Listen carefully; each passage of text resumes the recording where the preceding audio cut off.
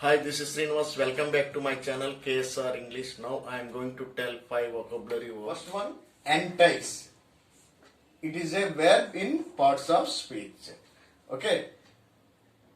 Entice means attract or tempt by offering pleasure or advantage. దీన్ని తెలుగులో ప్రలోభ పెట్టడము అంటారు. దీన్ని తెలుగులో ప్రలోభ పెట్టడము.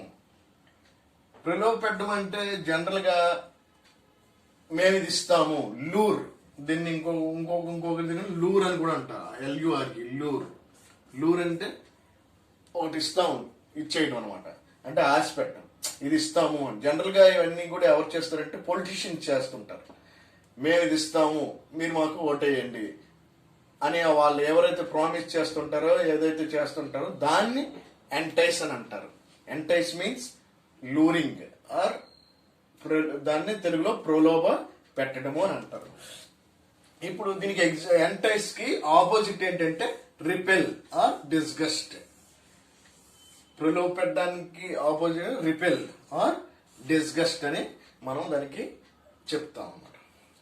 ఇప్పుడు దీన్ని ఎగ్జాంపుల్ చూసుకుంటే, a show which should entice a new audience to the theatre. అది ఆ షో కొత్త ఆడియన్స్ ని రప్పించగలిగే ఇది ఉందన్నమాట. అంటే రప్పించగలిగే ఆ శక్తి ఇది ఉంది అని చెప్పడానికి ఇది మనం చెప్తాం. అంటే ఏంటి, దానికి ఏదో ఒక స్పెషలైజేషన్ ఏదో ఉంటే దాన్ని ఎంటైజ్, వాళ్ళని అట్రాక్ట్ చేస్తే కెపాసిటీ ఉంది అని. అలాగే all political parties entice the people for their winnowing.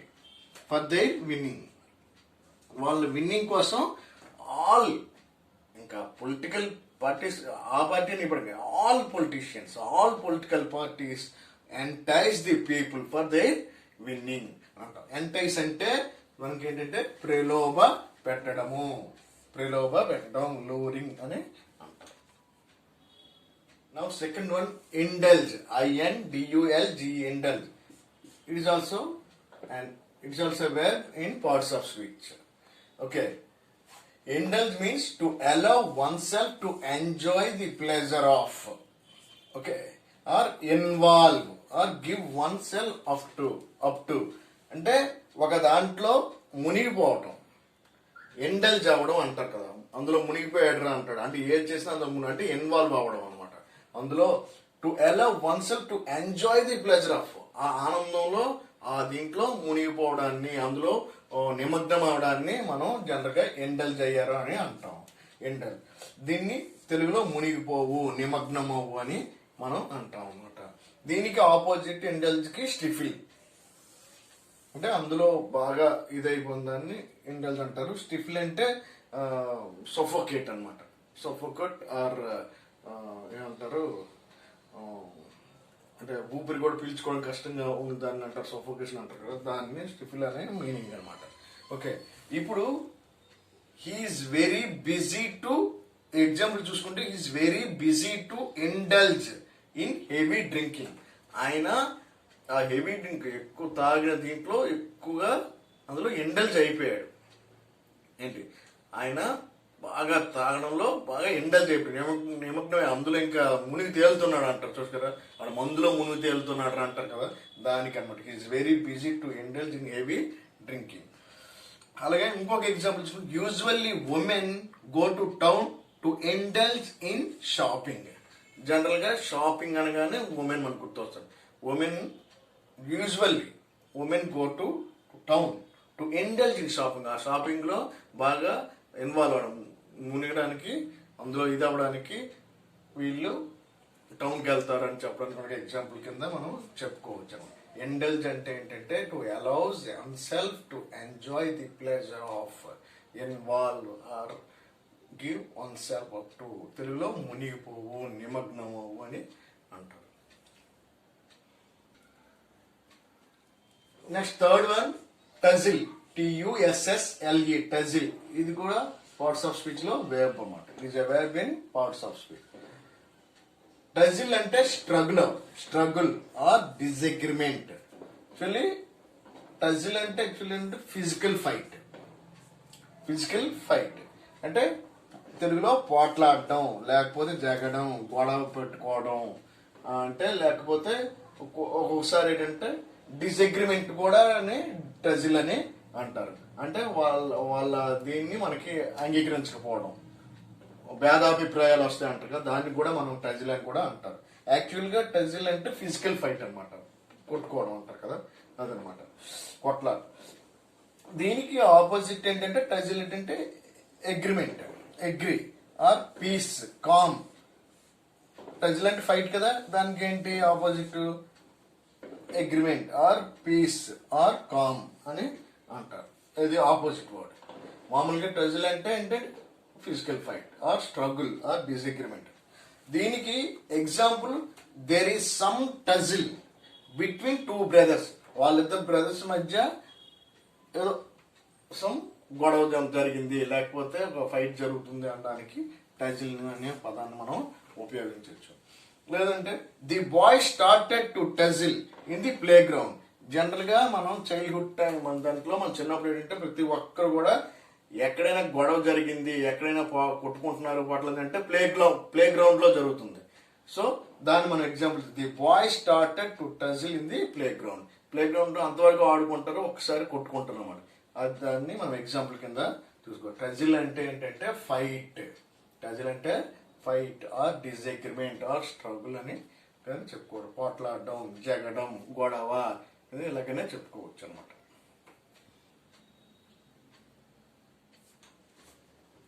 Now fourth one, insane.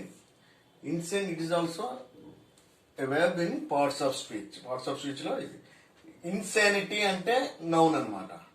Insane అంటే వెర్బ్, ఇన్సానిటీ అంటే నౌన్. ఇన్సానిటీ అంటే నౌన్ అంటే mentally ill or stupidity or state of period which prevents normal perception.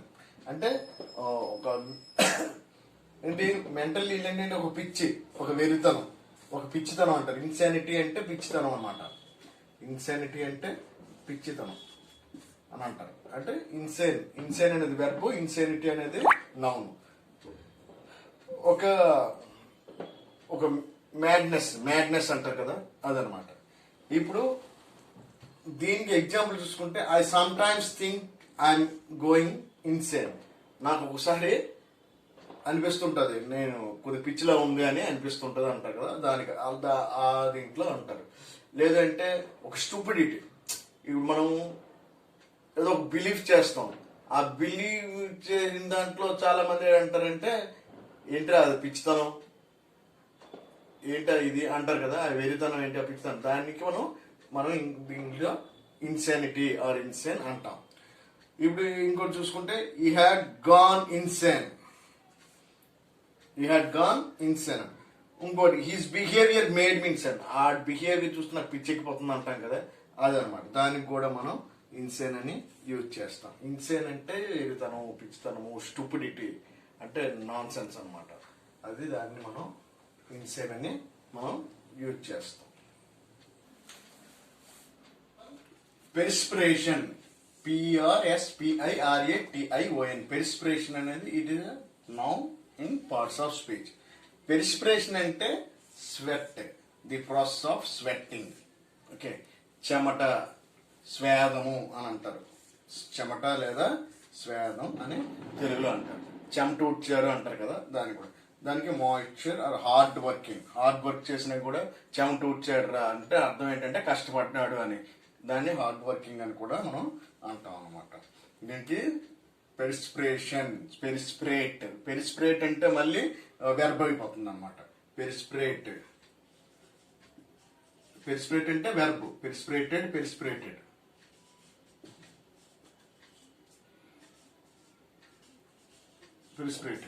ఇది మళ్ళీ ఇది verb. పెరిస్పిరేషన్ అంటే noun, పెరిస్పిరేటెడ్ అంటే ఇది వెర్బ్ అన్నమాట. సో పెరిస్పిరేషన్ అంటే చెమట, స్వేదం అని అంటారు. మాయిశ్చర్, హార్డ్ వర్కింగ్ అని కూడా అంటారు. దీనికి ఎగ్జాంపుల్ చూసుకుంటే, he is perspiring in his woollen suit.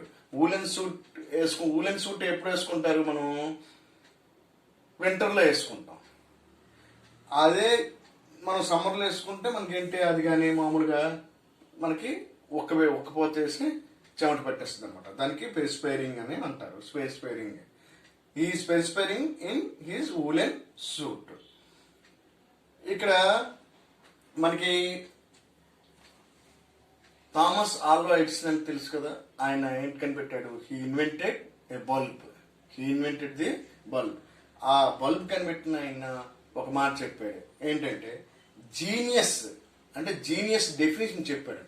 Genius means genius is 1% inspiration and 99% perspiration అన్నారు.